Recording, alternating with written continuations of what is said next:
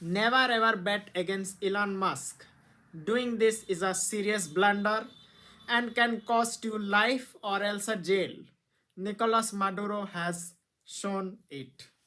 He did bet against Musk by banning Starlink and censoring post of X, Twitter. And he dared Elon Musk. Elon said, challenge accepted. And Elon said, Maduro will chicken out. Now it happened. The craziest mission ever to be seen in our lifetime.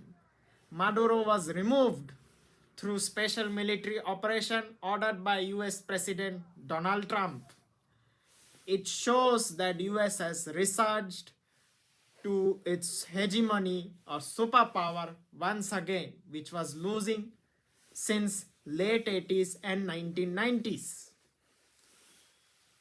because of China US relationship.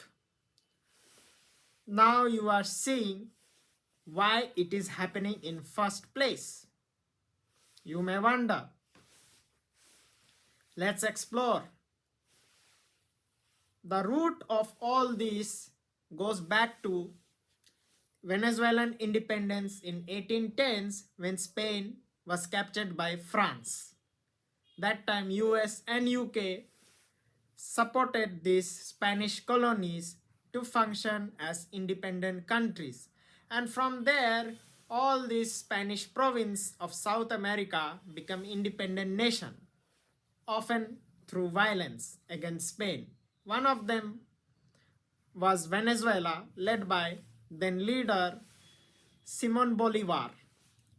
He unified countries of Panama, Colombia, Venezuela, Ecuador, and Peru. He was successful at independence, but he could not keep it as one nation because of tribal, ethnic, and other differences. And by 1840s, entire Gran Colombia split into pieces because United States did not want to be a one nation which could become threat to US. Then US started increasing its influence in Venezuela through exploring oil field, opening oil rigs since 1850s. Because of this, baseball become popular in Venezuela instead of soccer. Soccer came late in Venezuela. This was one of the signs of US dominance in Venezuela. This was going well till Woodrow Wilson, who changed US economics from pure capitalism to neoclassical trap. And hence Venezuela followed the suit. Through this, Venezuela remained only South American country to remain loyal US ally even through 80s. But in late 70s, things began to fall. How? It all begins with Yom Kippur War in 73 when Arab decided to boycott sale of oil by putting embargo on United States and Western Europe. Oil got blocked from being sold there. Venezuela initially profited from this because they could sell oil at extremely high price. Later, when Arab began to loosen its restriction, Venezuelan profit began to fall and Venezuela fell into economic crisis. Because they did not follow pure capitalism and instead follow one resource economy instead of diversification. Because their dictators were only interested in one sector economy, Venezuela became poorest in the world by 1980s.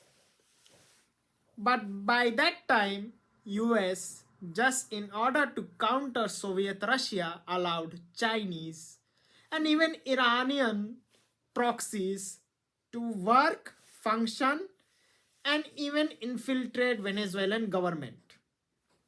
This was done successfully, and hence the result was Hugo Chavez.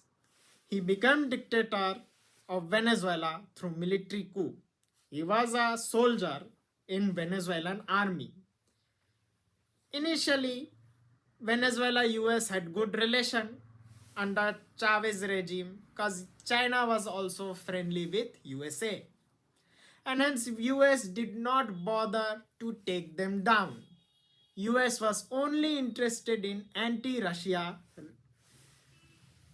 operation, basically taking out only pro-Russia regimes. US was not interested in taking out pro-China regimes. So, hence, Venezuela was ignored. But US did not know China was playing a longer game. China was playing game to capture USA itself eventually through Venezuela. First country to sign for One Belt Road initiative from the Western world was Venezuela. And slowly all South American countries entered this initiative. Even Canada entered this initiative, leaving only US. And China slowly began to infiltrate US as well. Trump won election in 2016 and he began to course correct the buffoonery of previous US government, including of Congress. He began to confront Maduro, but he backed down because Trump always want to be friendly with dictators like Putin, Kim Jong-un, and others. Maduro double-crossed him, sent Dominion voting machine to US, which was used for US election. Interference happened a lot, and eventually Trump was removed from power in 2020, leading to his exile, almost assassinated, and then a triumphant return of Trump in 2024. In 2024, Venezuela did have election with Mrs. Machado and Mr. Gonzalez as opponent. The election was rigged in such a way that total vote count in terms of percentage was 110, which is impossible. Maduro anyway rigged it because US leadership at that time did not dare to confront it because of ties with China. Ultimately, Maduro was having a nice time till Trump came back to power few months later. The moment Trump came back, the first thing he did was attack cartels, blockading all form of route, air, water, land, rail, whatever, in and out of Venezuela. He declared Maduro as a gangster and he began hitting the ship and all its supply chain. And Trump began series of regime change in South America against pro-China regimes. Example, Honduras, Argentina, Chile, Peru, Bolivia, Ecuador, and now possibly Colombia. One after another, domino effect. US struck a deal with Panama, US struck deal with Trinidad, Guyana, Suriname as well. Trump is now playing decisively against China, Iran, Brotherhood and other proxies. Venezuela was left with no option and hence their entire logistic began to collapse. The moment logistic began to fall, Trump saw that opportunity and yesterday Trump did what he wanted, capturing Maduro and bringing him to USA. Who is the biggest loser? Of course, the answer is China and its ally Cuba. Both want to spread their ideological governance in the Western Hemisphere and across the Western world, which was utterly shambled. It's a spectacular failure. The second loser, not a very big loser, nor a big winner, is Russia. Russia already abandoned Venezuela before operation 1 month ago. And all other countries who are ally of China are now beginning to question China. Will they protect those regimes? Is now becoming a doubtful question. And who is the biggest winner? Of course, the United States. United States shown that he is the boss of the world.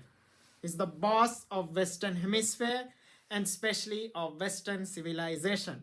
No one will dare to question America and Western civilization in general. America is New Roman Empire and China is the Carthage. Or else China is the Persia, which challenged the Greeks and the Rome, named modern America. What is India's position? For India, it is both joy and sorrow, because America still haven't shown its clarity regarding Pakistan. Yet it is also good because Venezuela was supporting India's enemy, like Pakistan.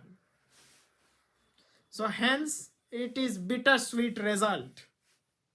Hopefully, America perform more of such operation in future. And also, India should learn and perform similar operation in their neighborhood. Thank you. If you do like video, do press like button, do press subscribe button, do comment and do share.